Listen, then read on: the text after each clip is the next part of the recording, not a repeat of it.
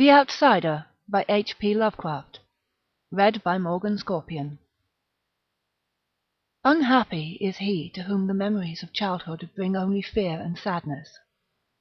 Wretched is he who looks back upon lone hours in vast and dismal chambers with brown hangings and maddening rows of antique books, or upon awed watches in twilight groves of grotesque, gigantic, and vine-encumbered trees that silently wave twisted branches far aloft. Such a lot the gods gave to me, the dazed, the disappointed, the barren, the broken. And yet I am strangely content, and cling desperately to those sere memories, when my mind momentarily threatens to reach beyond, to the other. I know not where I was born, save that the castle was infinitely old and infinitely horrible, full of dark passages and having high ceilings where the eye could find only cobwebs and shadows. The stones in the crumbling corridors seemed always hideously damp, and there was an accursed smell everywhere, as of the piled-up corpses of dead generations. It was never light, so that I used sometimes to light candles and gaze steadily at them for relief. Nor was there any sun outdoors, since the terrible trees grew high above the topmost accessible tower. There was one black tower which reached above the trees into the unknown outer sky, but that was partly ruined, and could not be ascended save by a well-nigh impossible climb up the sheer wall, stone by stone. I must have lived years in this place, but I cannot measure the time. Beings must have cared for my needs, yet I cannot recall any person except myself, or anything alive but the noiseless rats and bats and spiders.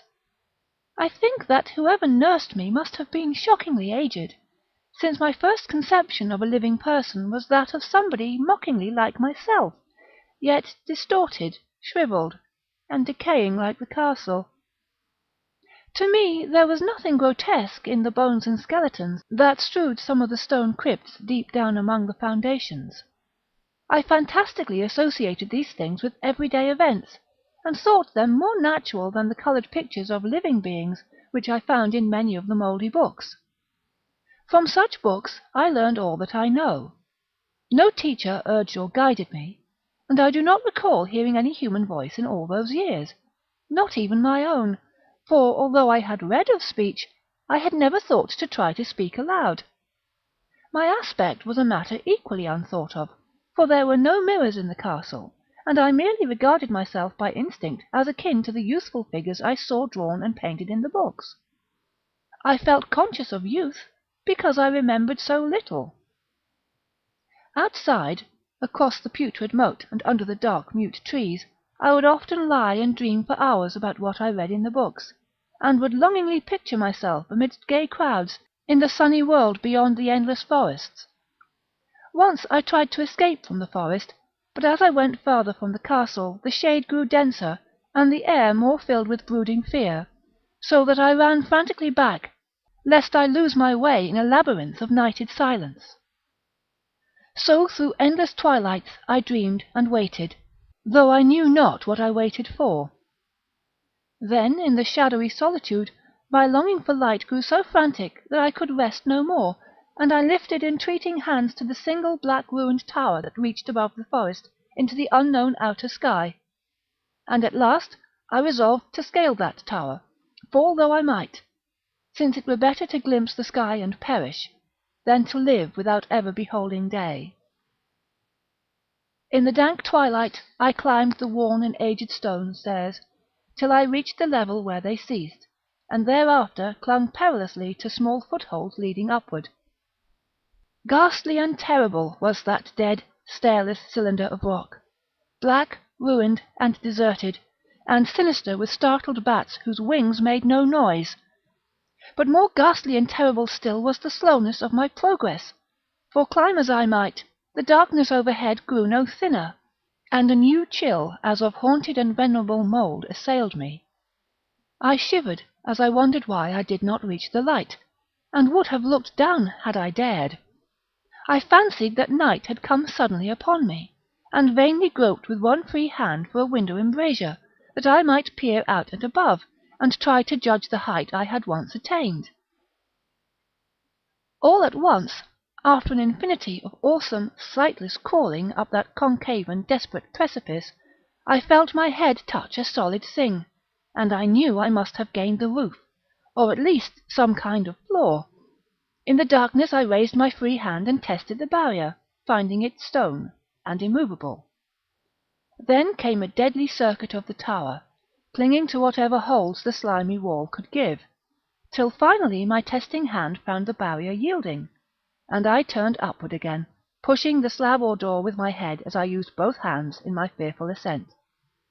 There was no light revealed above, and as my hands went higher, I knew that my climb was for the nonce ended, since the slab was the trap-door of an aperture leading to a level stone surface of greater circumference than the lower tower, no doubt the floor of some lofty and capacious observation chamber. I crawled through carefully, and tried to prevent the heavy slab from falling back into place, but failed in the latter attempt. As I lay exhausted on the stone floor, I heard the eerie echoes of its fall. I hoped when necessary to pry it up again.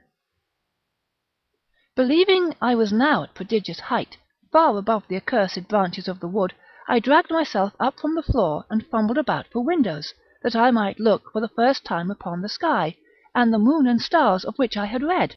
But on every hand I was disappointed, since all that I found were vast shelves of marble, bearing odious oblong boxes of disturbing size.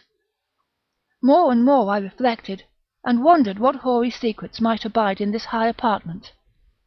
So many aeons cut off from the castle below.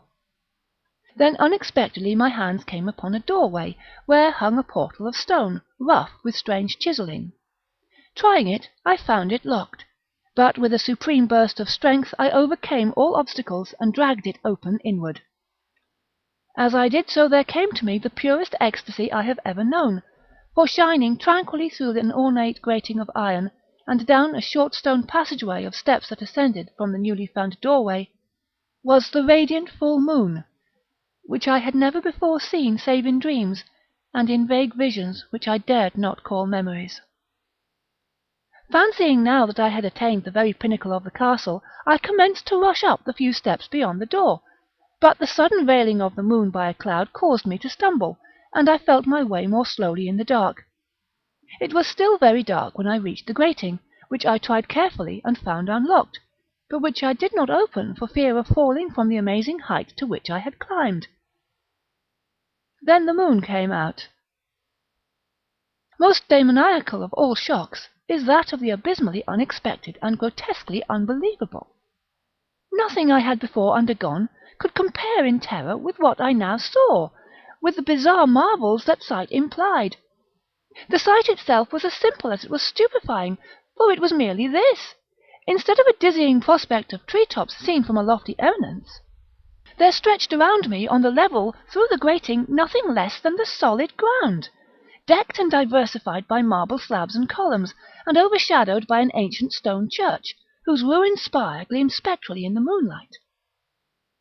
Half unconscious, I opened the grating and staggered out upon the white gravel path that stretched away in two directions. My mind, stunned and chaotic as it was, still held the frantic craving for light, and not even the fantastic wonder which had happened could stay my course. I neither knew nor cared whether my experience was insanity, dreaming, or magic, but was determined to gaze upon brilliance and gaiety at any cost.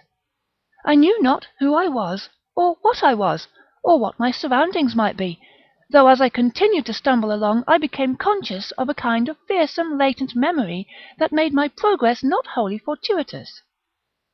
I passed under an arch out of that region of slabs and columns, and wandered through the open country, sometimes following the visible road, but sometimes leaving it curiously to tread across meadows, where only occasional ruins bespoke the ancient presence of a forgotten road. Once I swam across a swift river, where crumbling, mossy masonry told of a bridge long vanished. Over 2 hours must have passed before I reached what seemed to be my goal, a venerable ivied castle in a thickly wooded park, maddeningly familiar, yet full of perplexing strangeness to me. I saw that the moat was filled in, and that some of the well-known towers were demolished, whilst new wings existed to confuse the beholder. But what I observed with chief interest and delight were the open windows, gorgeously ablaze with light, and sending forth sound of the gayest revelry. Advancing to one of these, I looked in and saw an oddly dressed company indeed, making merry and speaking brightly to one another. I had never seemingly heard human speech before, and could guess only vaguely what was said. Some of the faces seemed to hold expressions that brought up incredibly remote recollections. Others were utterly alien. I now stepped through the low window into the brilliantly lighted room, stepping as I did so from my single bright moment of hope to my blackest convulsion of despair and realization. The nightmare was quick to come, for as I entered there occurred immediately one of the most terrifying demonstrations I had ever conceived. Scarcely had I crossed the sill, when there descended upon the whole company a sudden and unheralded fear of hideous intensity, distorting every face, and evoking the most horrible screams from nearly every throat. Flight was universal, and in the clamour and panic several fell in a swoon and were dragged away by their madly fleeing companions. Many covered their eyes with their hands, and plunged blindly and awkwardly in their race to escape, overturning furniture and stumbling against the walls before they managed to reach one of the many doors. The cries were shocking, and as I stood in the brilliant apartment, alone and dazed, listening to their vanishing echoes, I trembled at the thought of what might be lurking near me unseen. At a casual inspection the room seemed deserted, but when I moved towards one of the alcoves, I thought I detected a presence there, a hint of motion beyond the golden-arched doorway leading to another and somewhat similar room. As I approached the arch, I began to perceive the presence more clearly, and then, with the first and last sound I ever uttered, a ghastly ululation that revolted me almost as poignantly as its noxious cause, I beheld in full, frightful vividness the inconceivable, indescribable, and unmentionable monstrosity which had by its simple appearance changed a merry company to a herd of delirious fugitives. I cannot even hint what it was like, for it was a compound of all that is unclean, uncanny, unwelcome, abnormal, and detestable. It was the ghoulish shade of decay, antiquity, and dissolution, the putrid dripping eidolon of unwholesome revelation, the awful bearing of that which the merciful earth should always hide. God knows it was not of this world, or no longer of this world. Yet to my horror, I saw in its eaten-away and bone-revealing outlines a leering, abhorrent travesty on the human shape, and in its mouldy, disintegrating apparel, an unspeakable quality that chilled me even more. I was almost paralysed, but not too much so as to make a feeble effort towards flight, a backward stumble which failed to break the spell in which the nameless, voiceless monster held me. My eyes, bewitched by the glassy orbs which stared loathsomely into them, refused to close, though they were mercifully blurred, and showed the terrible object but indistinctly after the first shock. I tried to raise my hand to shut out the sight, yet so stunned were my nerves that my arm could not fully obey my will. The attempt, however, was enough to disturb my balance, so that I had to stagger forward several steps to avoid falling. As I did so, I became suddenly and agonizingly aware of the nearness of the carrion thing, whose hideous hollow breathing I half fancied I could hear. Nearly mad, I found myself yet able to throw out a hand to ward off the fetid apparition which pressed so close, when in one cataclysmic second of cosmic nightmarishness and hellish accident, my fingers touched the rotting, outstretched paw of the monster beneath the golden arch. I did not shriek, but all the fiendish ghouls that ride the night wind shrieked for me, as in that same second there crashed down upon my mind a single fleeting avalanche of soul-annihilating memory. I knew in that second all that had been. I remembered beyond the frightful castle and the trees, and recognised the altered edifice in which I now stood. I recognised, most terrible of all, the unholy abomination that stood leering before me as I withdrew my sullied fingers from its own. But in the cosmos there is balm as well as bitterness, and that balm is Nepenthe. In the supreme horror of that second, I forgot what had horrified me, and the burst of black memory vanished in a chaos of echoing images. In a dream I fled from that haunted and accursed pile, and ran swiftly and silently in the moonlight. When I returned to the churchyard place of marble and went down the steps, I found the stone trap-door immovable. But I was not sorry, for I had hated the antique castle and the trees. Now I ride with the mocking and friendly ghouls on the night wind, and play by day amongst the catacombs of Nefren-Ka, in the sealed and unknown valley of Hadoth by the Nile. I know that light is not for me, save that of the moon over the rock tombs of Neb, nor any gaiety save the unnamed feasts of Nitocris beneath the great pyramid. Yet in my new wildness and freedom I almost welcome the bitterness of alienage, for although Nepenthe has calmed me, I know always that I am an outsider, a stranger in this century, and among those who are still men.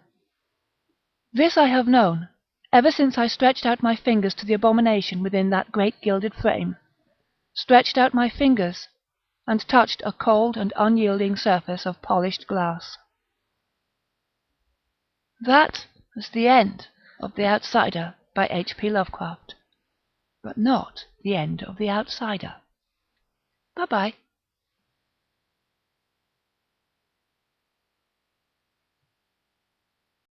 Books, or upon awed watches in twilight groves of grotesque, gigantic, and vine-encumbered trees that silently wave twisted branches far aloft. Such a lot the gods gave to me, the dazed, the disappointed, the barren, the broken. The Outsider by H.P. Lovecraft. Read by Morgan Scorpion. Unhappy is he to whom the memories of childhood bring only fear and sadness.